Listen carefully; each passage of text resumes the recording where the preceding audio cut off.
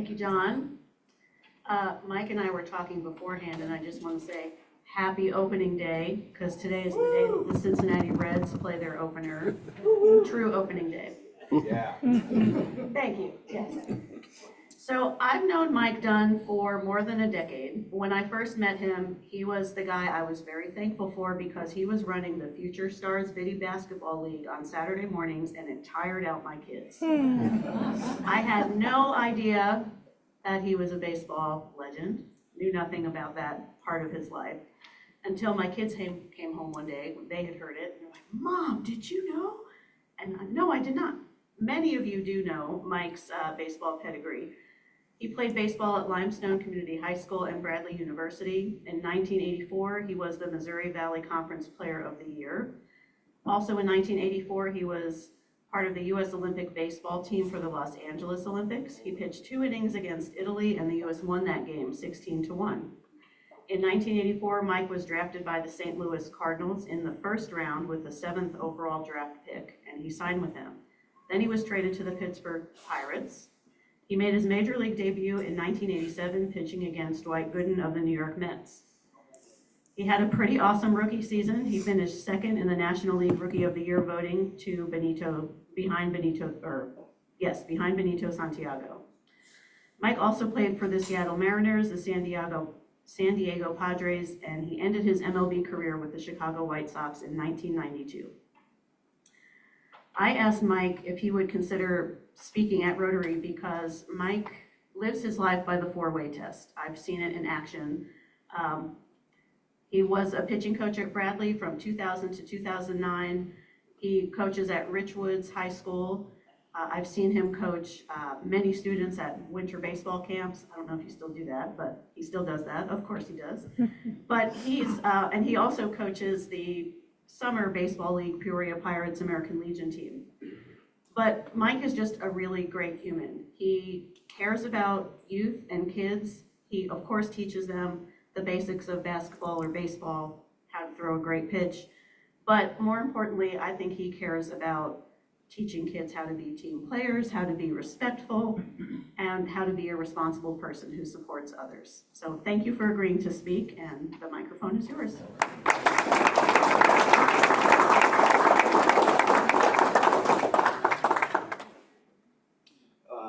Thank you very much for inviting me to your club. I am very familiar with the Rotary Club. Many years ago, a good friend of mine, his name is Jim Rochford, and I know he's involved with the Rotary Club, possibly downtown. He told me about what he does for the community, what the purpose is. He had me speak a couple times to his club downtown. So I applaud you for what you are doing, what you're doing for the community, giving up your time, serving others. Everything that you stand for, I also do. I agree with, and it's a wonderful thing. Most of my career, Andrea talked about during my pro career, what was wonderful. After I got out of the pros, much of my time has been spent volunteering, whether it be at Richwoods, whether it be for the American Legion, whether it be for Bradley University. Much of my time is volunteering, helping out those programs that are in need. She went through a lot of my career of where I started, the different levels I got to. Mr. Meisinger and I was talking also about it. He asked me how I got to Peoria. Well, I grew up here in Peoria with my family, directly across home plate down at Proctor Center was my grandfather's home. We lived right there in the Manual District. Spent many days swimming in the pool at Proctor Center or playing on the softball field across the street. My dad, his brothers, all served in the military. We traveled around the Midwest. I was born in South Bend, Indiana. My brother was born in Detroit, but my father brought us back home to Peoria, and we settled down in Bartonville, grew up out there, and growing up as a kid, I played in the Limestone Little League baseball program that had the benefit of having many good players coach in the program, many fathers, especially lots of dads who came from Manual.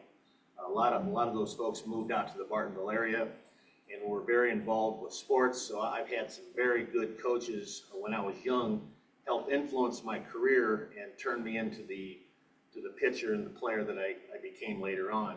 Our head coach his name was Bob Schmidt. He was the winning pitcher for Manual High School when Manual won the state Illinois baseball tournament. I believe they are still the only team in Peoria to win the state championship for baseball, and it's Manual. People wouldn't believe that today, but back in the day, Manual was a powerhouse. They were very, very good. After my Limestone career was finished, I got recruited to play up at Bradley University by a legendary and Hall of Fame coach, Dewey Calmer. Played there for 3 years under his tutelage. Had a lot of success. My junior year in college, had a fantastic year, got noticed by many pro scouts, and eventually got drafted by the St. Louis Cardinals. Went on to play just prior to playing for the Cardinals in 1984, they had the Olympics, and the United States happened to be the country that was hosting the Olympics. And every time there's a new host country in the Olympics, as it rotates around the world, they get to choose certain sports they want to add to the program for the sports. And with baseball being so popular in the United States, they decided to introduce baseball and softball for the first time. So I was on the very, very first United States Olympic baseball team that competed for the gold medal. I did bring here, there's several things that I brought. Over here is one of the 3 jerseys that we wore for our team. You can take a look at that if you wish. I also did bring a silver medal that we won. So after I'm speaking here, after our program is over, if anybody wishes to come up and see the medal, take a picture of it, all that is fine. And then also in 1996, where's that? Oh, right here. I was asked to be a torch bearer for the 1996 Olympics. So I went down to St. Louis and helped carry the torch, the flame, from Los Angeles to Atlanta, and they had a tour around the United States where they brought the flame across the country, and I was fortunate to be one of the runners of the torch, and I brought the torch here today for also for you folks to see. But then after my Olympic career was finished, we did play in Los Angeles. We won the silver medal, and when that was finished, I immediately then signed with the St. Louis Cardinals and went on to play 11 years as a pro. A couple of the teams that Andrea, the 4 teams that she mentioned are the 4 teams I was in the big leagues with, but I also played with 2 other teams that you didn't mention. I think the Chicago White Sox was on the list, and I played for the Philadelphia Phillies as well. So that was a great experience, 6 different pro teams in 11 years, fantastic experience. Got a chance to meet some very, very very good coaches, exceptional baseball players as teammates. Many teammates were Hall of Famers. After the Olympics were over with, I came back here to Peoria. My pro career was finished. I had Tommy John surgery on my elbow and was never able to come back and be quite good enough to pitch again as a pro, but that's fairly common. I was also considered old when I had the surgery at 34 or 35. Baseball-wise, baseball years, I was old, and I was right-handed. So a right-handed pitcher who's 34 throwing 92, 93 mile an hour back then was very average. And they give many more opportunities or chances to the younger kids, and that's just how it goes. After my pro career was over with, I then started coaching my children's teams growing up, and then Bradley called again. Our coach Calmer was the coach there at Bradley for many years. Well, he had a detached retina that happened over the wintertime, right around Christmas, and the doctor ordered him to be bedridden for 30 to 45 days straight on his stomach, laying down so his head was sitting in a pad where he would be laying on his belly, and his eyeball had to heal properly from the detached retina. So they called me and asked me, hey, Coach Calmer's down, can you come in and help here at the halfway point of school at Bradley? So I did. I said, I'll do it. You know, I was volunteering, I was helping, and I was very happy to give back to Bradley and be involved in the college game. And that turned into an 11-year career with Bradley. So that was very, very unexpected, but very, very enjoyable. I got the chance to be back with college kids who were in, you know, they were playing at a higher level than high school, obviously. Very, very serious about what they were doing.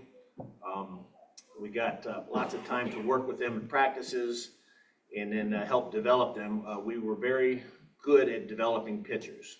Dewey had an eye for pitchers.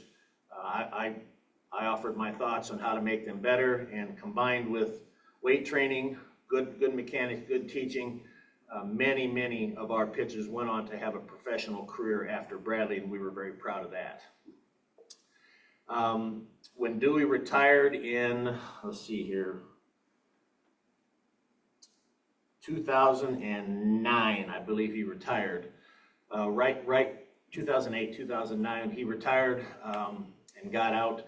Bradley hired a new baseball coach, and when he came in, he brought in his own staff with him, which is very, very common, very normal for a new head coach to bring in his own staff. And so I got out of the college ranks of working with kids, but I wasn't done, because right then is when my boy entered high school.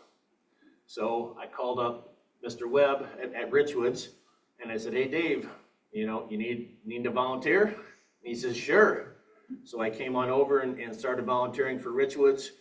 My boy was a freshman there, and I started coaching the freshman team at Richwood's with Mr. Ralph Gallo.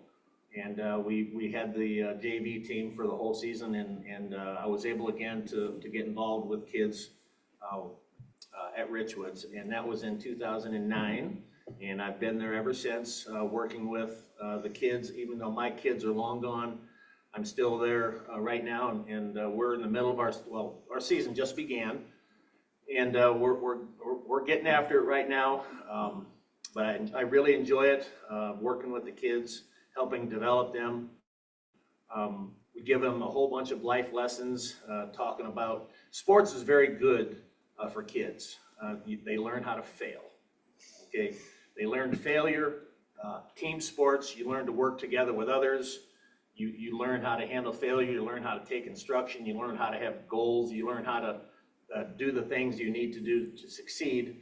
And I know when I was at Bradley, many of the kids that went on to the working world, their employers would be calling back to Dewey or to myself, asking about the work habits of the Bradley player that just graduated with his degree, and they wanted to know, you know, was he on time, was he respectful, was he hungry for knowledge?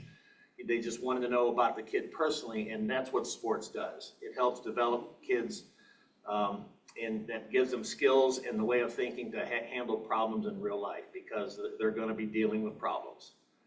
And I'm very happy to this day to work with kids to help teach them and show them the way, and educate them to what's going to be coming later on in their lives. As far as being at Richwood's, I'm still doing that right now. And then Andrea mentioned the Future Stars Biddy basketball program. That's another program that I'm involved with. That we just finished our 31st year of Biddy basketball. We average probably 200, 210 kids every year in our program, and so that's for 31 years now, so you can do the math. There's thousands and thousands of kids that have gone through our Biddy basketball program. Many of them, boys and girls, went on to college and have played. So we played a very small part of that, but it gave kids a chance to play, to have fun, to again work with the team, to have a little bit of structure, to be coachable. We go through all the things that these kids will deal with in life that help them understand and just kind of learn what it takes to be a successful and productive person. But the Biddy basketball program I'm very proud to be involved with that. My partner was Eddie Matthews when it first started, and now Eddie he's into coaching now with the high school ball full-time at multiple schools. So he's kind of gone a lot. I'm there every day, and I enjoy doing that. We'll be doing our program again next year for our 32nd year. And then finally, I did want to mention my work with the American Legion. I'm very, very proud to represent the American Legion. Have a team in Peoria that plays and has the American Legion on our uniform. I'm also respectful and honorable and very appreciative of what the Legion members, what the veterans have done for our country.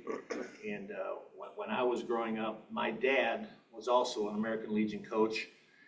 And I back then, I'm like, Dad, this is great. I like what you're doing. You're doing it for the right reasons. And many of his values have been passed on to me. And I continue to have those same, I'm hungry for the same thing that Dad had when he was younger. So I'm very happy to be involved coaching the Legion program here. We're called the Peoria Pirates, but we are an American Legion program. This year we'll have 2 teams representing the Legion itself, and playing baseball. But again, it's fun volunteering. It's fun being involved. There's many ways to give back, and sports is one way that I've chosen to give back to the community, to the kids, to the families in the area, and I do have a lot of fun doing that. That's kind of a recap of what I've done, how I've done. Questions fine? Sure. Does anybody have any questions? Yes? Michael, I got a question. Yeah. Our family benefit from all the time you spent with daughters and grandchildren, the time I watched and I admire you. We're bringing it back to you. My question puts you on the spot. Yeah. Wait a second. This is hard to do. So my question to put you on the spot. Here you are, a brand new uniform, you walk out to the pitcher's mound, you're all warmed up and just ready to make a statement. Who was the first guy that jerked around the park on you? That he Hit a home run. hit a home run?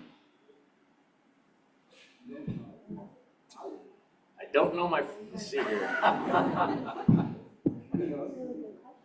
Was there that many? It wasn't, see, I had a very good start to my career. My first game was against the Mets in Shea Stadium, and I believe it went 6 innings. And my next 3 starts were against the Expos, the Cardinals, and the Cubs. And all 3 of those games that I pitched, they were all complete games. So I went 9 innings, all 3 games in a row, won them all. And if I had to think, Mitch Webster. Anybody remembers that name? Mitch Webster played for the Expos back then. I believe he hit a home run off me. Maybe my second or third game in the pros. The internet says it was Glenn Wilson. Does it? Well, and that was later on. So I went. If that's true, then I went many games. I went 4, 5, 6 games in a row. Until April. What? Oh, okay. So I didn't give up many home runs. Yeah.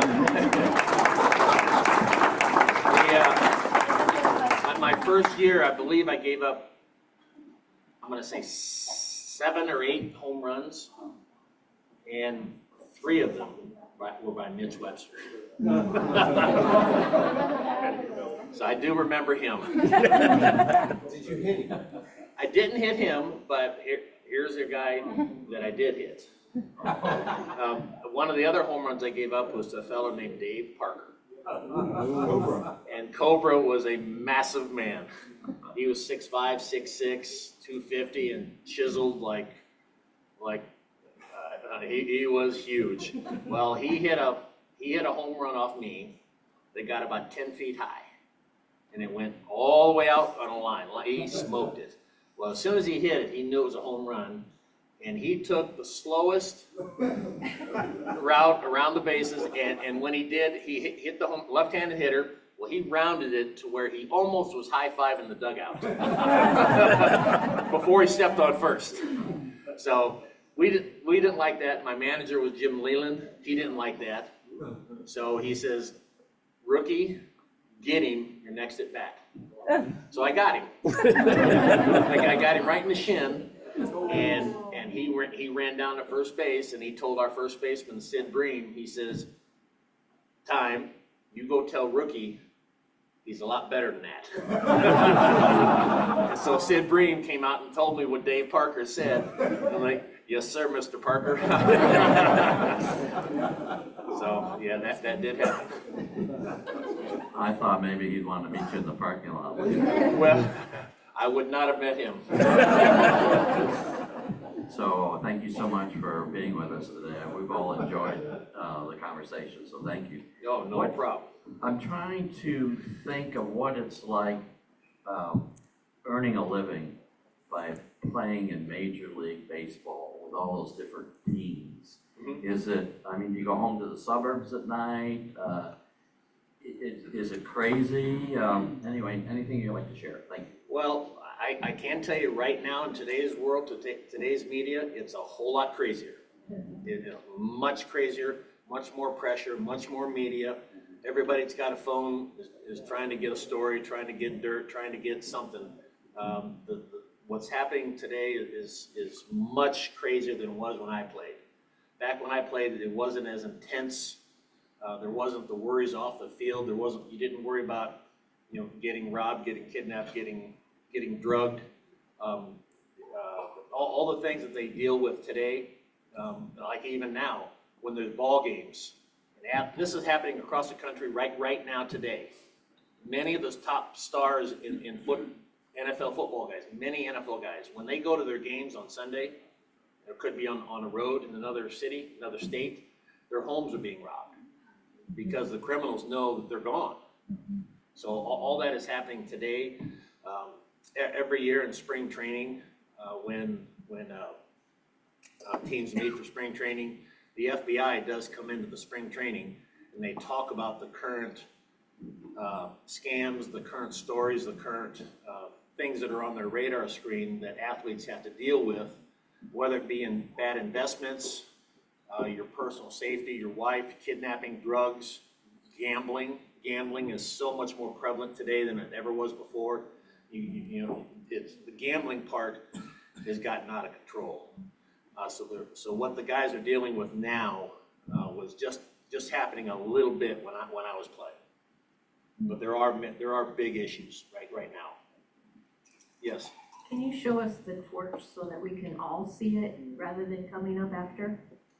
The torch. Oh, sure. Yeah.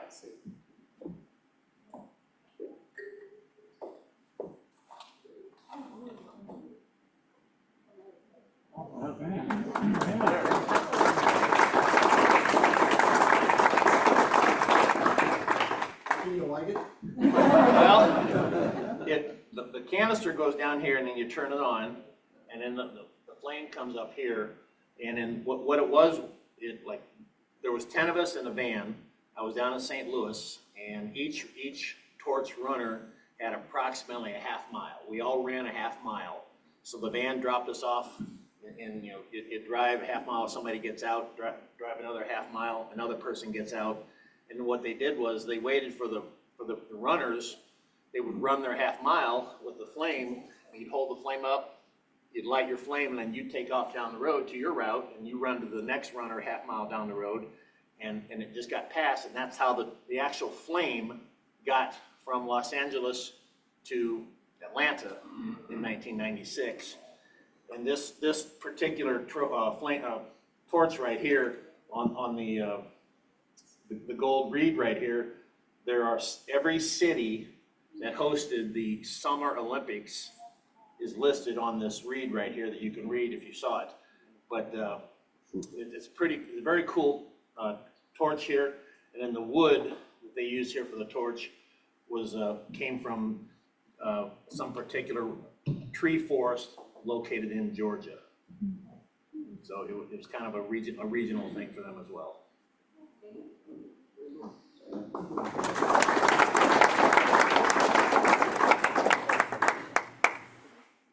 Is there any other questions? Right on time. Show us your medal? Yeah, I will show you the medal, yep. Yep.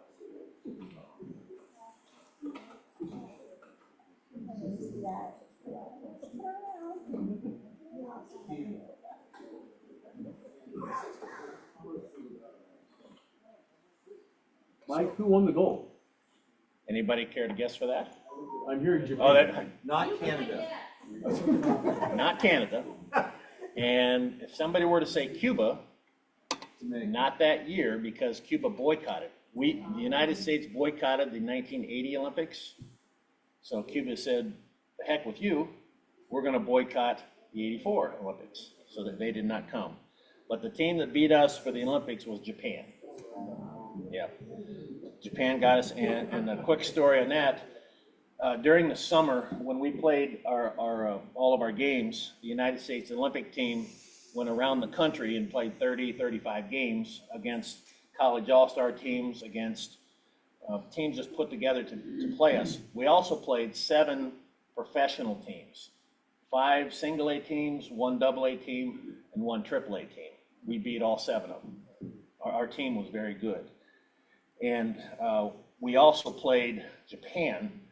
Their Olympic travel team came into the United States, and we played them 5 games around different cities in the country, and we beat them all 5 times. But the one time that we had to beat them, we lost.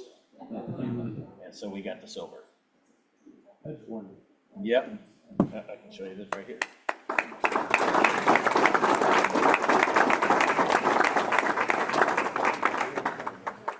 Do they still look like No, each Olympics, they have their own designs. Yep.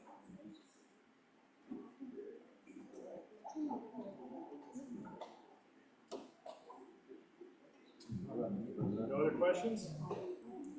I will leave these out up here if anybody wants to take a look at it. The jersey, the medal, or the torch. If anybody wants to take a picture, that's fine. I did want to say on your tables there, every table has an Olympic tattoo. If some of you have a child that's younger that likes tattoos, or there's a rubber band, you can have that for your family. Yep. I know you played with the White Sox. That team you run was amazing. Just talk about that team and Frank and Thomas and Jack McDowell and people like that. A very good team. My catcher was a Carlton Fisk. One of my teammates was Bo Jackson. Bo Jackson, everybody talks about Frank Thomas, how big Frank is. Well, Frank Thomas is a very, very large man from the waist up, but from the waist down, he's normal. Bo Jackson was just the opposite. His legs were tree trunks. The strongest man I've ever seen from the waist down. His hips, legs, everything about that man was unhuman. He was so big. And he was a very, very hard worker. That's when he was dealing with his hip injury that happened in football. But very good team. Bo Jackson, Jack McDowell, Carlton Fisk, Karkovice, Robin Ventura, a very good team. I went 2-0 for the White Sox that year. I played in their AAA team during the summer, most of the summer, and then got called up and was 2-0.